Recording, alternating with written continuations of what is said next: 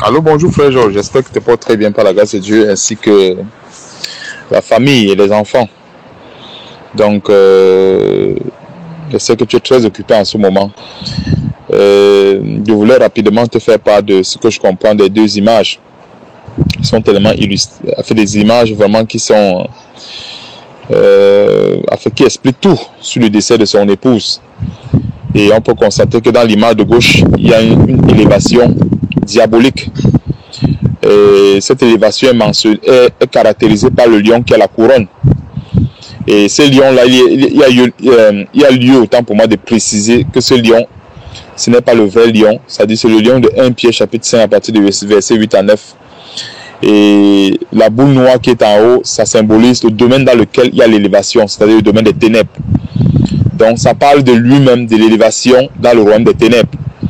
Et si on peut aussi également comprendre, on peut aussi également faire le parallèle avec la séduction, dans le sens à proposer la gloire, à proposer l'élévation au Seigneur Jésus-Christ, à condition qu'il se compromette, en quelque sorte à condition qu'il meure.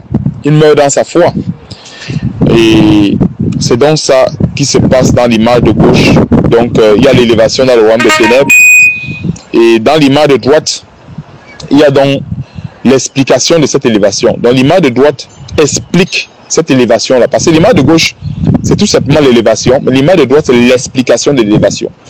Alors dans l'image de droite, nous voyons l'explication. On voit les douleurs, on voit les blessures, on voit la tristesse. Et de l'autre côté, on voit 4 petits qui représentent également les enfants qui se retrouvent avec leur père dans cette élévation. Mais il n'y a pas de lion à côté. Or, normalement, quand, comme la Bible le dit, l'homme quittera son père et sa mère et s'attachera à sa femme, les deux deviendront une seule chair.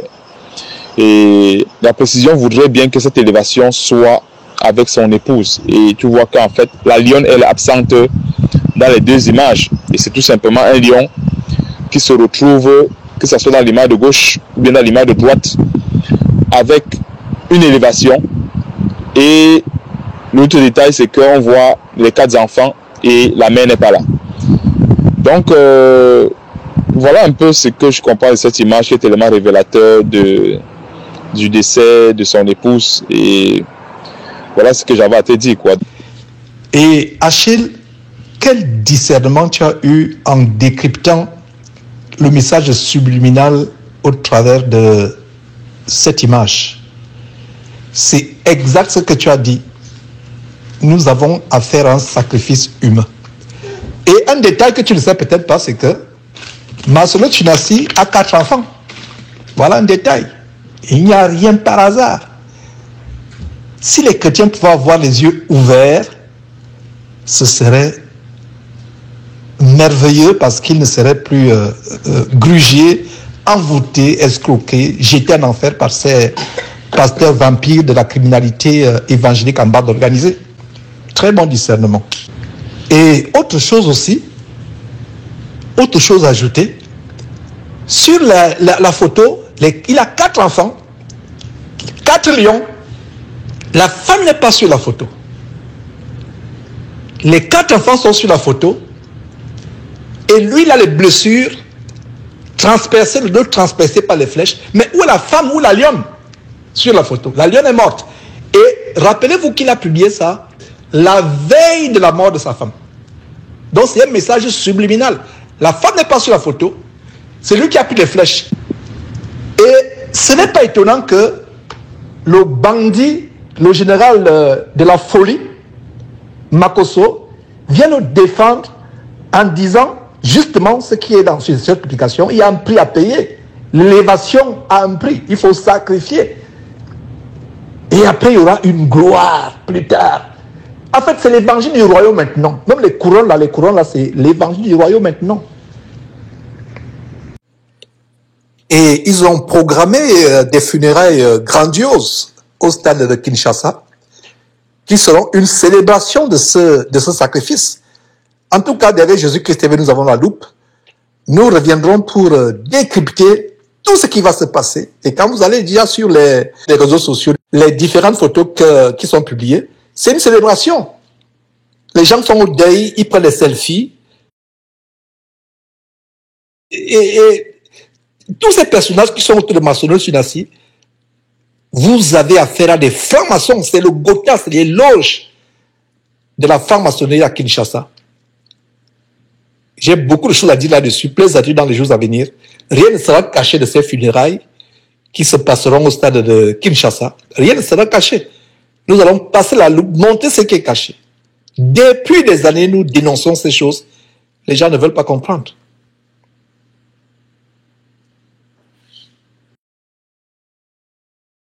Oh, peuple congolais, depuis longtemps, nous dénonçons ces choses. Comment aimez-vous la mort? Comment aimez-vous la mort? Ce qui s'est passé, c'était une cérémonie de sorcellerie, de magie nécromancienne, comme je vais le démontrer très brièvement. C'était une cérémonie de nécromancie, de magie. Depuis des années, nous dénonçons ces choses, mais ne font qu'entraîner des foules en enfer.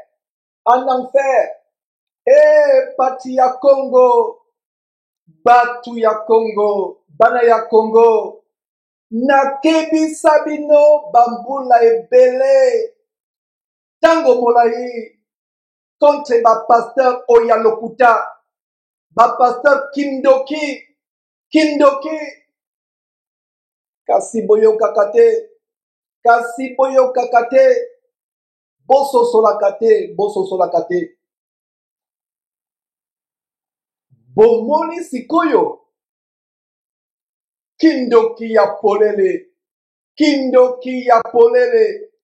la sorcellerie en plein jour, la magie en plein jour. Oh, peuple congolais, depuis des années que je vous avertis, vous me traitez de fou. Voilà ce qui se passe.